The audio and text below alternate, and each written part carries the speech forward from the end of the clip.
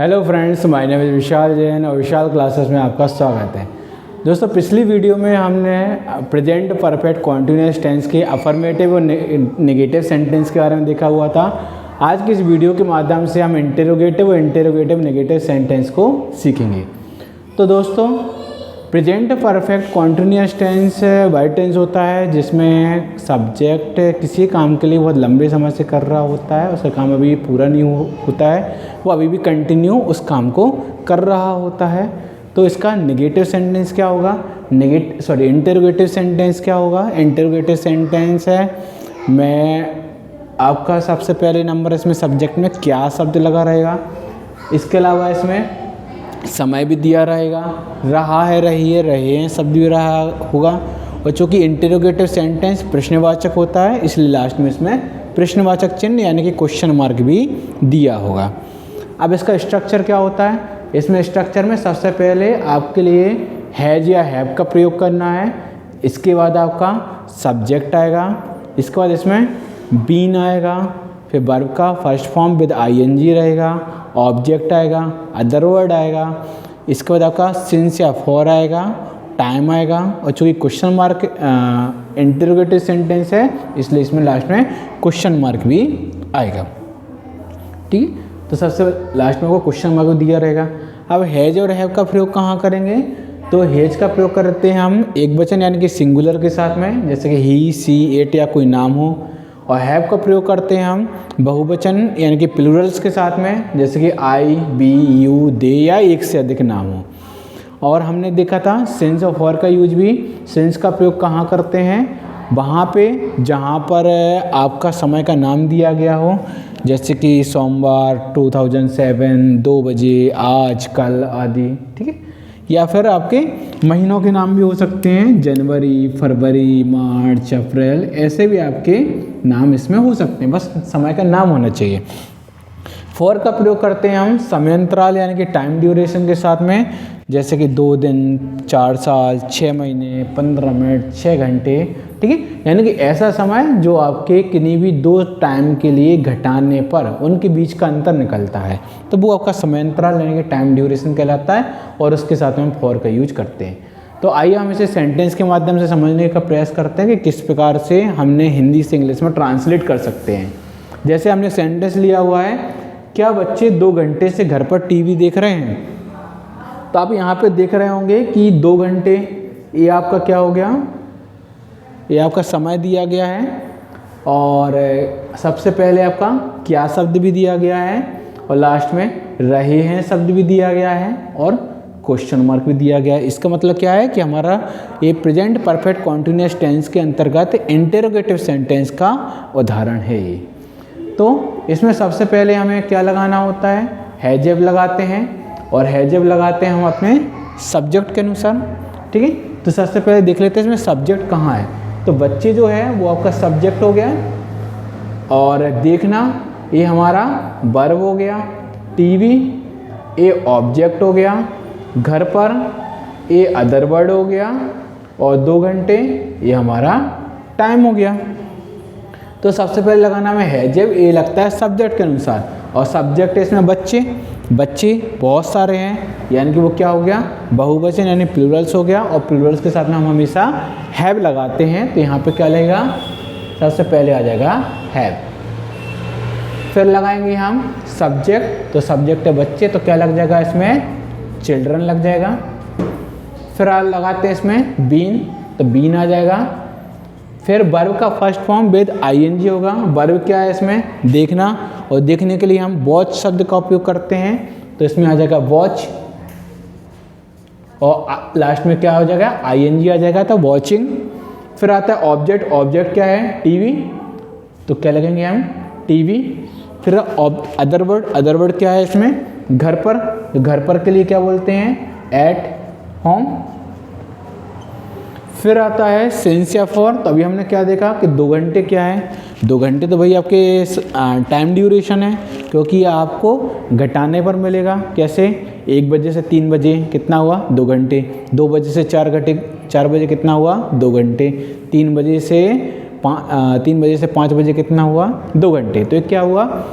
आप किन्हीं भी 2 टाइम को घटाएंगे तभी आपके लिए क्या मिलेगा, 2 घंटे मिलेगा। तो ये आपका कुछ भी हो सकता है, ठीक है। तो यहाँ पे आपका टाइम ड्यूरेशन दिया गया है, तो टाइम ड्यूरेशन के साथ में हम क्या लगाते हैं, हमेशा फॉर लगाते हैं। तो यहाँ पे इसके बाद क्या लग जाएगा, फॉर लग जाएगा।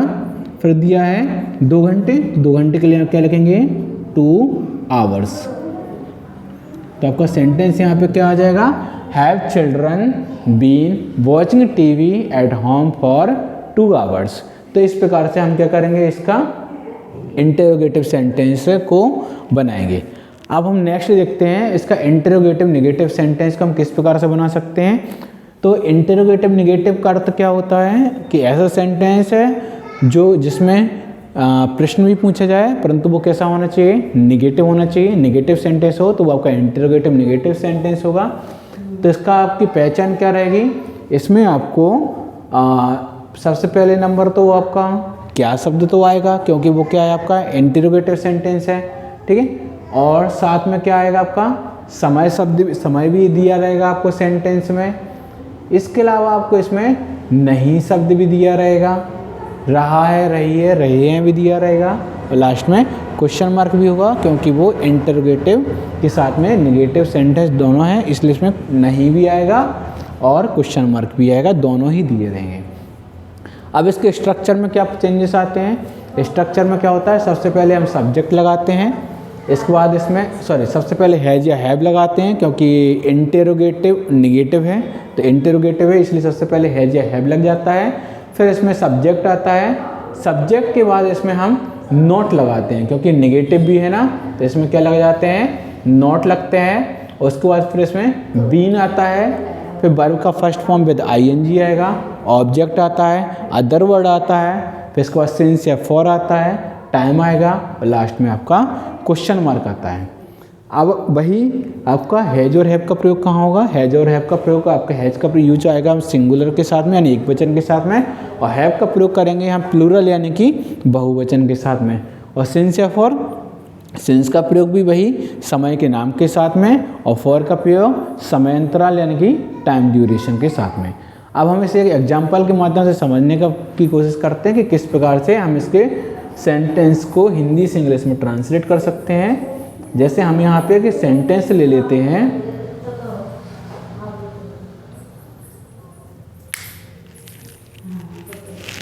क्या छात्र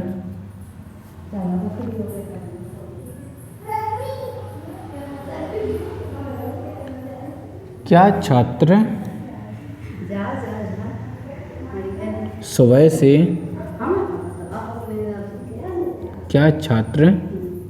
से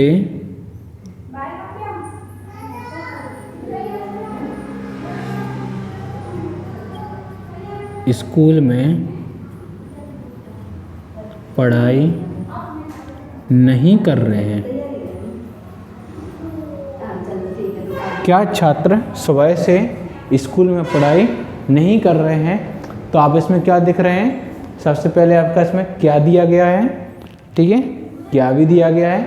इसके अलावा आपका सुबह से इस समय भी दिया गया है, इसके बाद नहीं भी दिया गया है, और लास्ट में रहे हैं भी आ रहा है और क्वेश्चन मार्क भी आ रहा है। तो आपका क्या हो जाएगा, ये प्रेजेंट परफेक्ट कॉन्टिन्यूअस टेंस के अंतर्गत इंटरोगेटिव नेगेटिव सेंटेंस से ये आपका होगा।